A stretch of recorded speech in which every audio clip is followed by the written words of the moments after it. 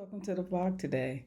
I came across this article and I was going to just do it as a random thought, but the more I thought about it, the less random it became. And this is for phishing emails. So as you guys know, phishing emails are one of the most common things used by would-be criminals to try to get our end users to click on email messages and things like that, and they have to now that your user awareness trainings have gotten to the point where they're the common stuff, folks are aware of, they're looking out of, they filter it, it goes through spam filters and you never see it. But the company Know Before put out a list, and I'm gonna share this list with you guys. And one is in French, and we're gonna see if Mary can dust off her French skills from high school. But in any event, they put out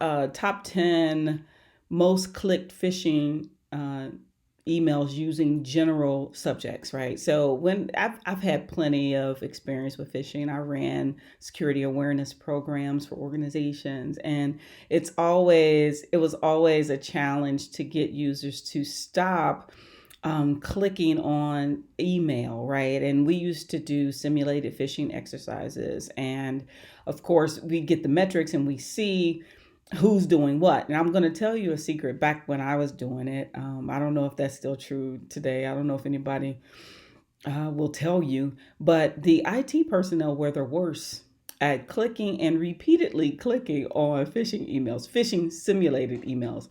And honestly, I remember the one I did fall for. I did fall for one.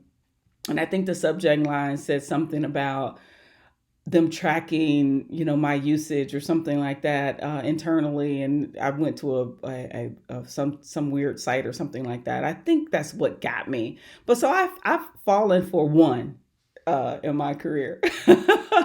I to this now I never open anything. I mean, if it's not from someone that I actually specifically know, then it's coming from someone that knows someone that I know, then I usually don't click on emails. I've been getting these weird 2-letter emails lately. They're fishing around for something, trying to see if I guess the email address is valid. In any event, let's get to our top 10. And so I'm going to start at number one and go through number 10. Number one being the most clicked on subject line, and it's change of password required immediately.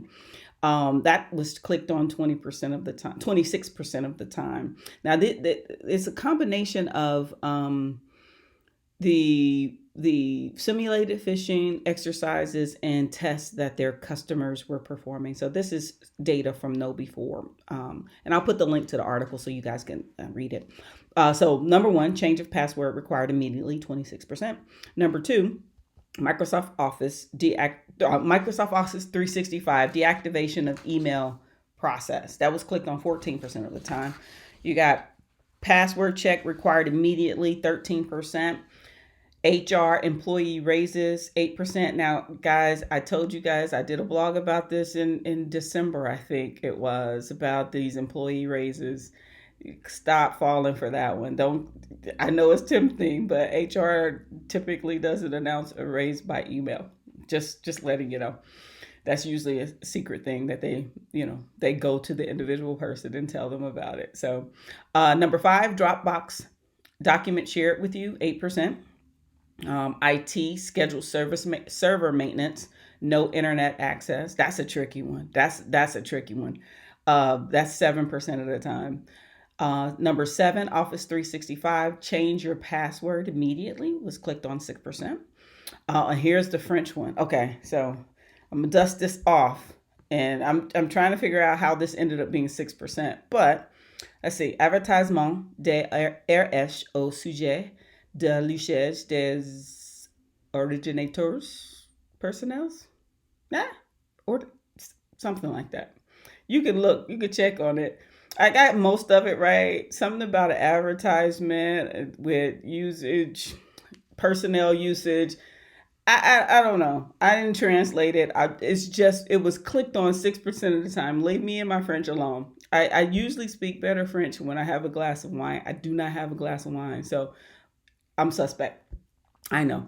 Number nine, Airbnb new device login was clicked on 6% of the time. And number 10, Slack password reset for accounts were clicked on 6% of the time. Again, these were controlled, simulated exercises by know before. I'm not vouching for them or their service. I don't know anything about them. I just read the article and thought it was interesting. Thought I would share it with you guys. Um, there were also some that were reported that that were interesting as well. The different set. This came from just things in the wild, things out there that have been seen by organizations, and I'll share those with you real quick. SharePoint approaching SharePoint site storage limit. Microsoft Anderson Hawk has shared a whiteboard with you. Office 365 medium severity alert, unusual volumes of file deletions. That's a tricky one. FedEx, correct address needed for your package delivery. Okay, FedEx should know where you stay. That was almost immediately fishy to me. USPS, your digital receipt is ready. Yeah, that one's suspect too. Twitter, your Twitter account has been locked. All you gotta do is check your phone and see if you're locked out of your Twitter account. If you could get to Twitter on your smartphone, then it's probably not locked. Google, please complete the required step. That is very vague. Cash App, your account has been closed.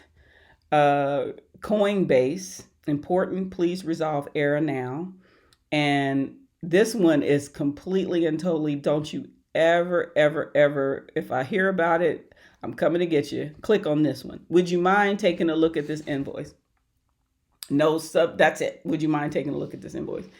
Again, these are some of the most popular um, phishing emails that are out there that organizations are seeing to try to get individuals to click on those links. I know you guys, if you're watching this blog, I know you're very well educated, knowledge. That's what we do here. We try to spread that knowledge. So I know you guys aren't clicking on those emails, and don't feel that if you do that IT has it covered, because usually once it gets to you as the user and you start clicking on things, it's happening in the background whether you think it is or not. One of the more interesting things was when it comes to social media messages about LinkedIn were clicked on 55% of the time. Now I know I post this on LinkedIn, and I know you guys possibly are viewing this through LinkedIn, but and then I have email that I send out for me from my firm as well with these blogs and everything in it. But be aware with when it's LinkedIn and Facebook, or it's coming from that you can always stop and go into the app. Again, we have apps on our phones now with the same apps that we can get to on our PC. So if we're seeing it, even if you're seeing it on your phone, click out of it and go into the app and see if there's anything hinky. A lot of organizations, when there's something wrong, especially if it's a financial account, a banking account, and something like that, they will send you a message internally. So when you log into your account,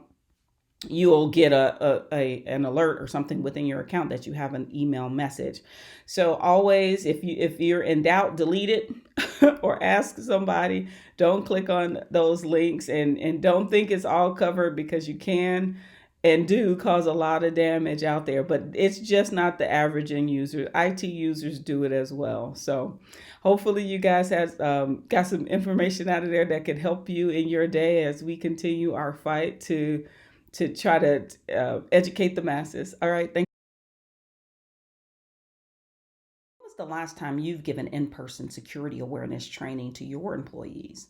Nothing against the annual computer-based training that many organizations provide. Oftentimes, the difference between a computer-based training and an in-person training is that the actual employees can ask questions, and it makes it more meaningful to them in their day-to-day activities. So if you're interested in learning more about the trainings that the cybersecurity of Law Firm of Texas provides, please reach out to us.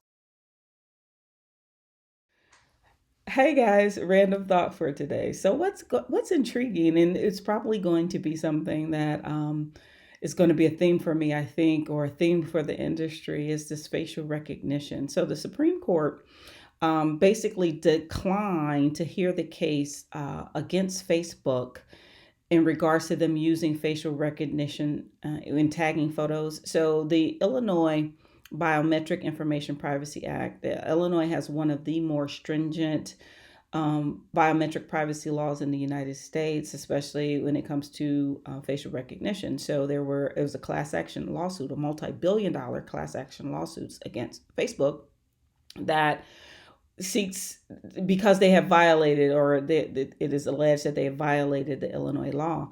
Now, the Illinois law is interesting in that it provides $5,000 penalty per occurrence of the violation of the law. So Facebook was arguing, as many organizations have argued during the dawn of breaches, that there was no real harm. So usually what you'll hear when it comes to privacy and cybersecurity breaches is that the user, me or you, that can't prove harm.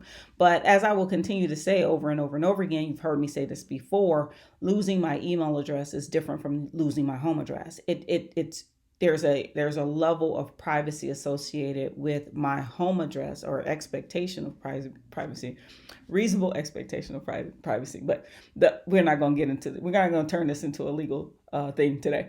But there's an expectation of privacy I have in my home address as opposed to my email address.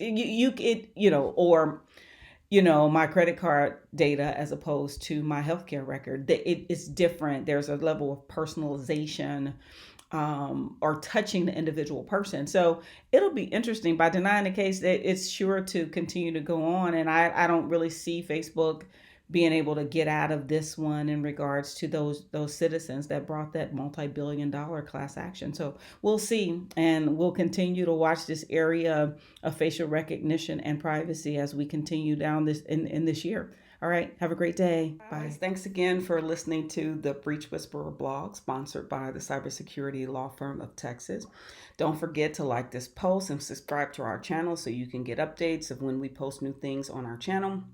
In addition, spread the word for me, right? Let's get out there and tell a friend, and so they can all become paranoid cybersecurity and privacy people. Don't forget, if you would like to connect with me on socials, you can connect with me on Twitter. At Mary N. Cheney, use my middle initial always. For my nonprofit, Minorities in Cybersecurity, that is at Mike Leadership, and Instagram and Facebook at MN Cheney Law. And you can find me on LinkedIn just by searching for my name. So if you're interested, connect with me. Thanks again. And just remember, awareness equals knowledge.